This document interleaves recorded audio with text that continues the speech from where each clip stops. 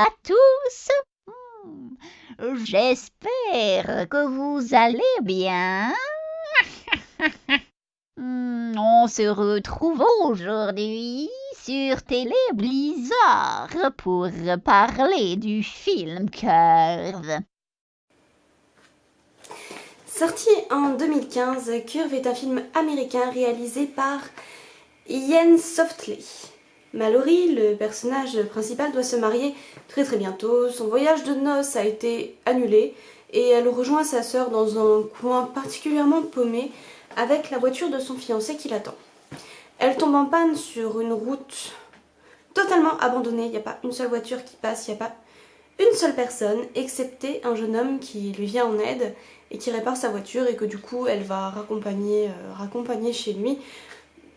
Enfin c'est pas vraiment chez lui mais c'est le coin de son enfance, donc elle va le raccompagner dans un petit hôtel pas très loin dans le village d'à côté. Vu qu'il l'a dépanné, elle lui rend l'appareil.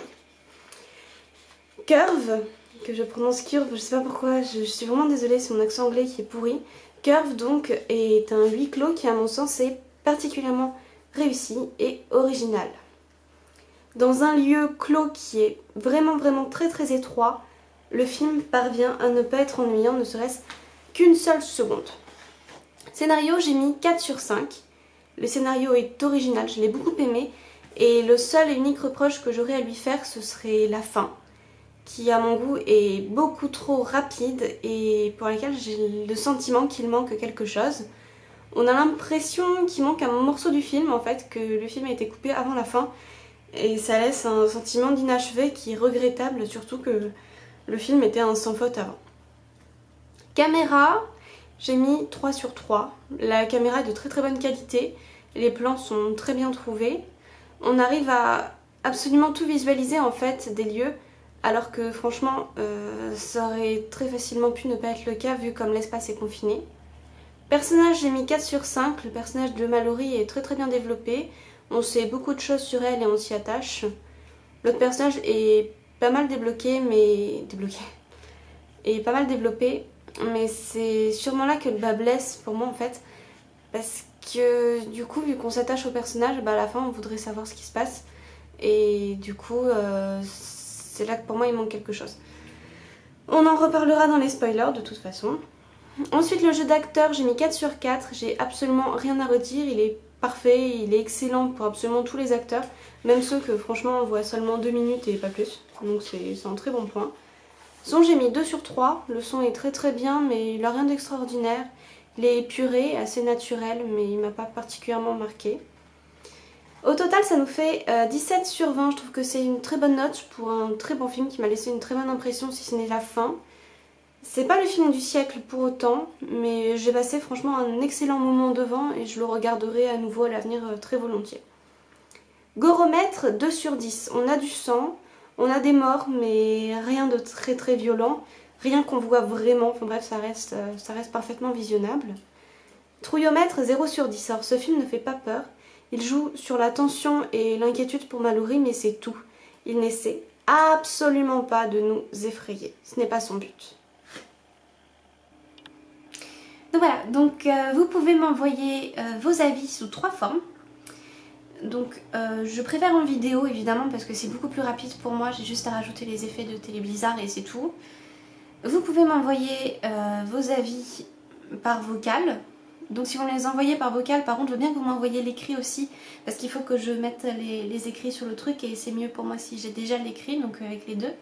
Et vous pouvez m'envoyer vos avis par écrit, dans ce cas j'enregistrerai l'avis avec Voxygène sans problème sur le truc. Donc voilà, vous pouvez me les envoyer sur YouTube, par mail à thelissenneigé@gmail.com, sur Facebook, sur ma page @thelissenneigé, bref, où vous voulez.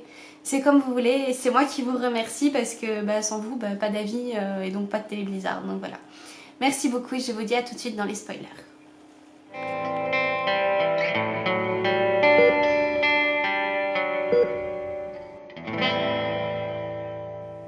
Alors pour en revenir à ma déception avec le scénario et notamment par rapport à la fin, il faut savoir que certes elle s'en sort et c'est bien, on parle de Mallory là, mais qu'en est-il des autres membres de la famille? de ceux qui ont été séquestrés par le méchant, par la gamine bien sûr qui s'enfuit avec Mallory et le père qui est visiblement mort. Les autres, on les voit souffrir, on les voit respirer encore. Est-ce qu'ils s'en sortent? Le policier? Est-ce qu'elles vont chercher de l'aide? Est-ce qu'elles vont se faire reprendre par le type? Parce que lui, est-ce qu'il va rester dans son piège à ours ou est-ce qu'il va réussir à s'en sortir? On n'est pas sûr. On sous-entend qu'il va mourir là, mais on ne sait pas ce qu'elles vont faire. Est-ce que Mallory, elle va se marier, oui ou non, finalement? Parce que c'est quand même une question qui revient pas mal par rapport à son problème, par rapport à elle, et il joue là-dessus aussi, donc on aimerait bien savoir si elle renonce à son mariage ou pas.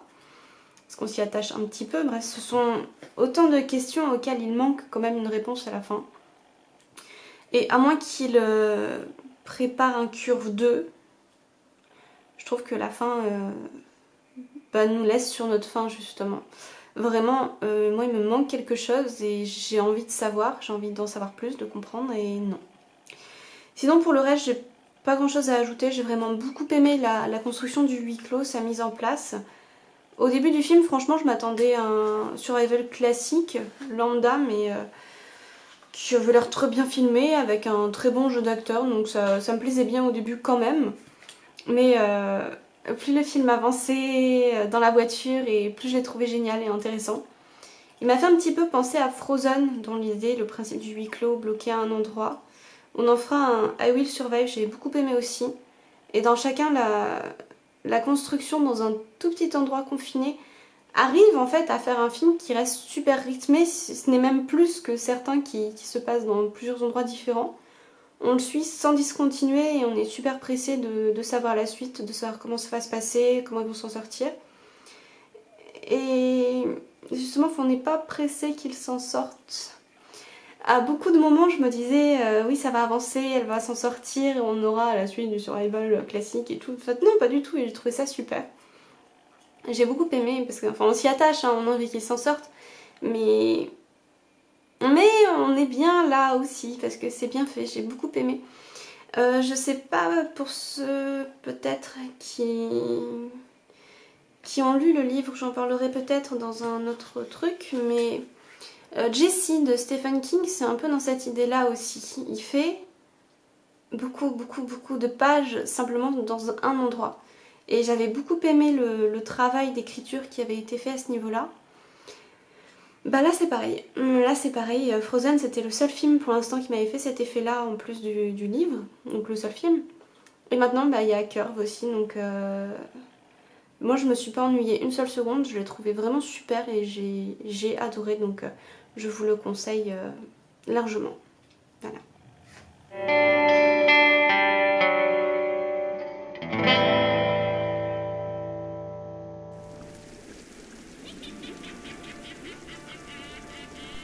C'est un bon film. C'est un bon film, c'est pas un super film, c'est pas de la merde, c'est un bon film. Je dirais même que c'est un film modeste dans ses intentions, dans sa réalisation, dans tout son contenu. C'est un film modeste, bien. Voilà, il y aurait beaucoup à dire, mais c'est des redites en fait. C'est beaucoup de redites. Je sais même pas si c'est français ce que je dis. C'est beaucoup. On en a beaucoup parlé de ça dans les précédents épisodes, tout ça. Yazlis en a parlé avant moi, évidemment. Il est bien. Il est juste bien ce film. Il y a rien à dire de plus. Il y a rien à rajouter. Enfin bon, il y aurait toujours à rajouter à une œuvre d'art. Ou voilà. Mais il y a rien à enlever. Quasiment tout est bon. Enfin, je dis quasiment parce que certainement que je dois avoir laissé passer des erreurs. Mais pour moi, il n'y en a pas. Il n'y a pas d'erreur, il n'y a pas de truc sur lequel je m'arrête 10 minutes pour dire ah là c'est mauvais là. Ou là ils ont fait une erreur bénigne, voilà. Non, c'est juste bien. Les acteurs sont bons. D'ailleurs, un gros pouce en l'air pour l'actrice qui qui a dû rester la patte en l'air pendant tout le film. Enfin, du moins pendant les heures de tournage, tout ça. Bien joué.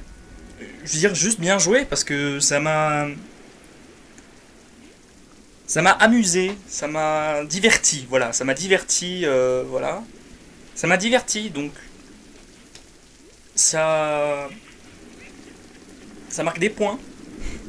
Ça marque des points sur ce point-là. C'est n'importe quoi.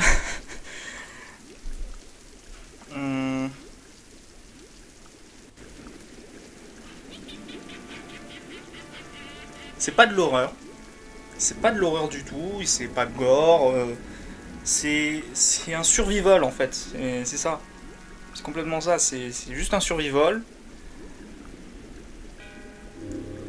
Et ça joue le jeu. Ça joue le jeu très bien sans en rajouter à la vendredi 13 et tout ça.